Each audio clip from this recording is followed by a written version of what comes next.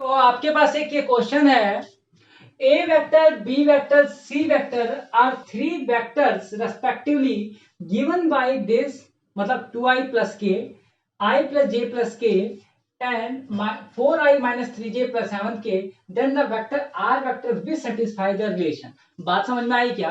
Question में क्या बोल रहा है कि आपके पास ए vector, b vector, c vector, तीन वेक्टर आपके पास गिवन है, ए बी सी तीन वेक्टर आपके पास गिवन है, और बोल रहा है कि इन तीनों वेक्टर को आपको आर वेक्टर की फॉर्म में निकालना है, या तो ये बोल दीजिए, या फिर आपको ये बोला हुआ है कि आर वेक्टर आपको बताना है जो कि इस कंडीशन को सेटिस्फाई करे, मतलब कि ओवरऑल आपको आर वेक्टर निकालना है जो कि इस कंडीशन को और इस कंडीशन को सेटिस्फाई करे।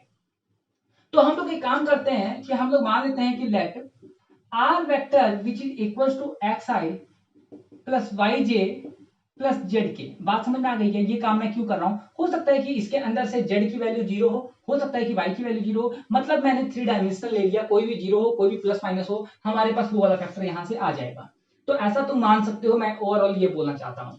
तो देखो यहां पे मैं मान लेता हूं कि आर वेक्टर एक ऐसा वेक्टर है जो कि इस कंडीशन को भी सेटिस्फाई कर रहा है और इस कंडीशन को भी सेटिस्फाई कर रहा है, मतलब हम लोग को रियल में आर वेक्टर निकालना है, मतलब ओवरऑल पूरे क्वेश्चन के अंदर हमें एक्स वाई जेड निकालना होगा, हम यहाँ पुट कर देंगे, वही तो आर वेक्टर होगा। तो हम एक काम करते हैं, इन दोनों कंडीशन से हम यहाँ से एक्स वाई जेड निकालने की कोशिश करते हैं। तो देखिए यहाँ पर बच्चों R vector cross B vector is equals to C vector cross B vector given है, पहला रिलेशन तो यही गिवन है आपको। तो मैं एक काम करता हूं कि आर वेक्टर तो मेरे पास है, ठीक है, और ए वेक्टर आपको गिवन है, बी वेक्टर गिवन है, मैं लिख भी लेता हूं। ए वेक्टर जो है आपके पास वो कितना है, 2i प्लस में के कैप, 2i प्लस में के कैप। बी वेक्टर जो है आपके पास वो कितना है, i plus j plus K, और जो सी वेक्टर है this will be equal to, आपको दिख रहा होगा मेरे लेफ्ट हैंड साइड में, -3j प्लस में 7k कैप। ये आपके पास सी वेक्टर है, तीन वेक्टर हैं।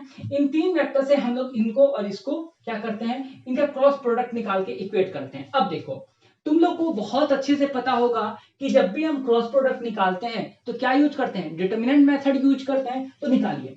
तो यहां से यदि बच्चों मैं निकालूं आर क्रॉस बी, तो आर क्रॉस बी कैसे निकालोगे, मॉडुलस ऑफ आर, मतलब क्या लिखोगे, यहां पर सबसे पहले हम लोग क्या लिखते हैं, आई जे के, उसके बाद आर का कोफिशिएंट लिखेंगे, क्या है हमारे पास, एक्स वाई जेड। कोफिशिएंट का मतलब क्या हुआ, एक्स के साथ क्या है, मतलब आई के साथ क्या है, एक्स है, जे के साथ क्या है, वाई है, और के साथ क्या है, जेड है। ये किसका लिखा, आर का। बी का देखो, बी में क्या है, 1 1 1, मतलब ये कितना हो गया, 1 1 1 इज इक्वल टू। बात समझ में आ गई, आर क्रॉस बी आ गया। अब हम लोग क्या निकालते हैं, सी क्रॉस बी। तो सी क्रॉस बी निकालोगे तो कितना हो गया, आई जे के।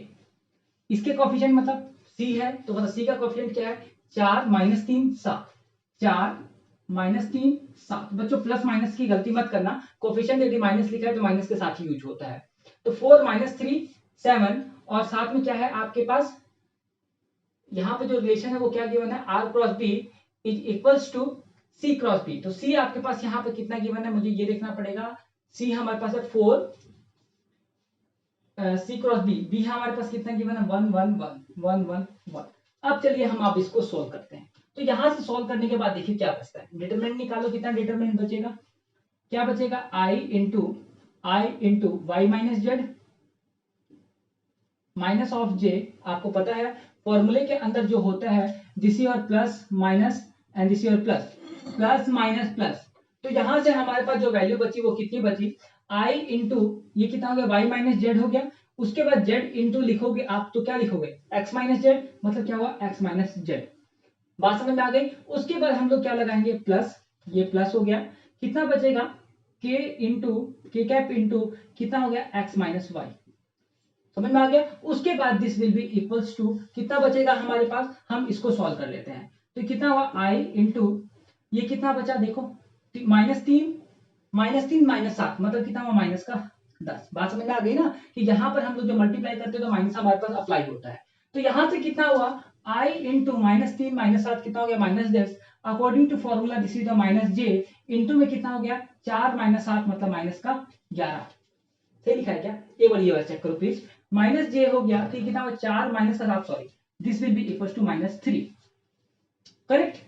4 - 7 इक्वल टू -3, प्लस में आपके पास क्या हुआ, के कैप, इंटू में कितना बचा आपके पास, 4 माइनस और माइनस प्लस मतलब कितना हुआ, this will be equal to 7।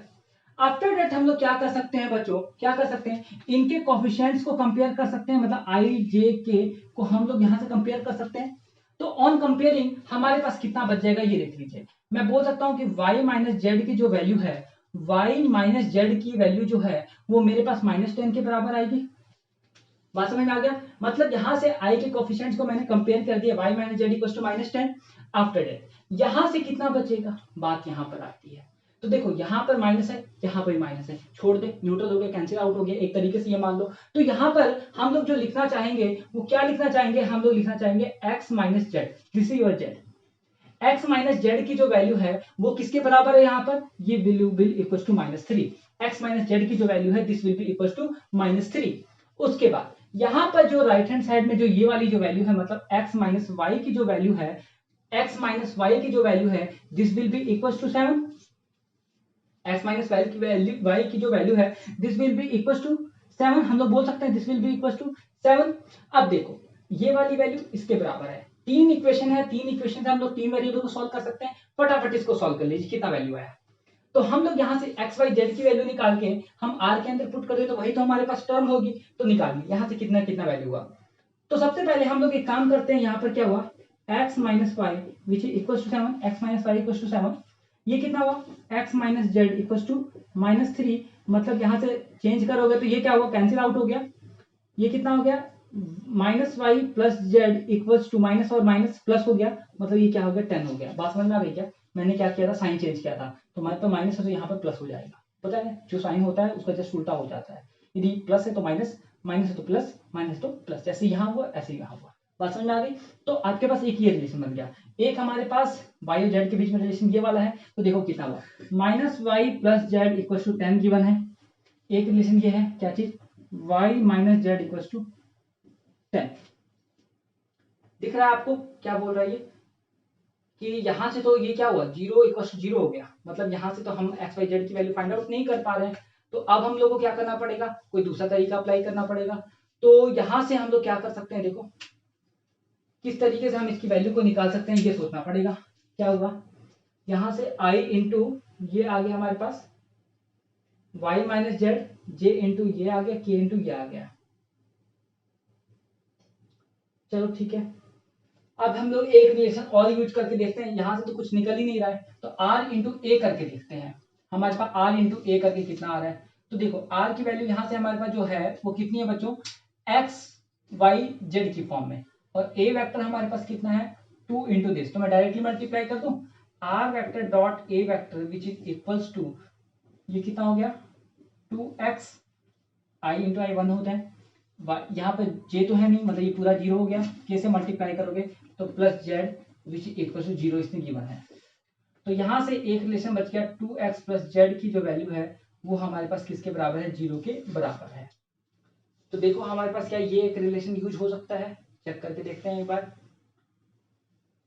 तो हमारे पास एक ये रिलेशन है x माइनस जेड की जो वैल्यू है this will be equal to -3, तो यहाँ से ये कैंसिल आउट हो गया, मतलब ये कितना हो गया 3x की जो वैल्यू है ये पूरा कैंसिल आउट हो गया, 2x plus Z equal to 0। यहाँ से तो निकाल ही नहीं पा रहे हैं हम लोग वैल्यू को, इसलिए मैं यूज नहीं कर रहा, यदि निकल जा रहा तो बहुत अच्छी बात थी, लेकिन नहीं निकल पा रही है वैल्यू, तो कितना हुआ 2x plus Z is equal to 0, और यहाँ से क्या हुआ x minus Z equal to -3, तो यहाँ से कैंसिल आउट हो गया, कितना हुआ 3x इक्वल टू -3। तो बच्चों यहाँ से x की वैल्यू कितनी हो गई -1, x की वैल्यू पता चल गई। तो यहाँ से हम इसकी वैल्यू पुट करें तो -1 माइनस वाई इक्वल टू 7, तो यहाँ से माइनस वाई की वैल्यू कितनी हो गई 8, तो y की वैल्यू यहाँ से कितनी हो गई, this will be equal to -8। हमारे पास x की वैल्यू आ गई, y की वैल्यू आ गई।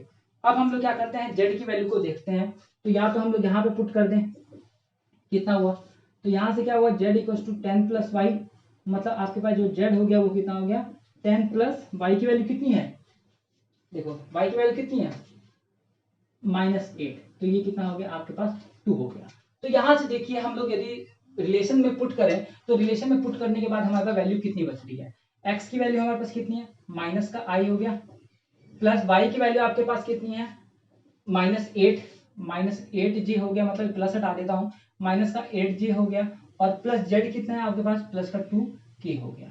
अब देखो ये ऐसा कोई रिलेशन बन रहा है क्या, यहाँ पर देखो 2 से स्टार्ट है, ये नहीं बनेगा, b में -i जे में नहीं बनेगा। सी में देखो माइनस आई माइनस का 8 दिया प्लस का 2 के, मतलब हमारा सी आंसर सही है। तो बच्चों बात समझ में आ गई। हम लोगों ने क्या किया, यहाँ पर कुछ नहीं किया, हम लोगों ने बेसिकली एक्स वाई जेड की वैल्यू निकाली और जो हमने रिलेशन जो माना है उसके अंदर पुट कर दिया, और हम लोगों ने बेसिकली कुछ भी नहीं किया। ठीक है, तो पुट करने के बाद जो भी हमारा आंसर आता है ये आंसर आ गया। यदि कोई दिक्कत लगती है तो कमेंट कर देना, समझ में आ गया फिर भी कमेंट कर देना, और समझ में आ गया तो लाइक भी कर देना। ओके।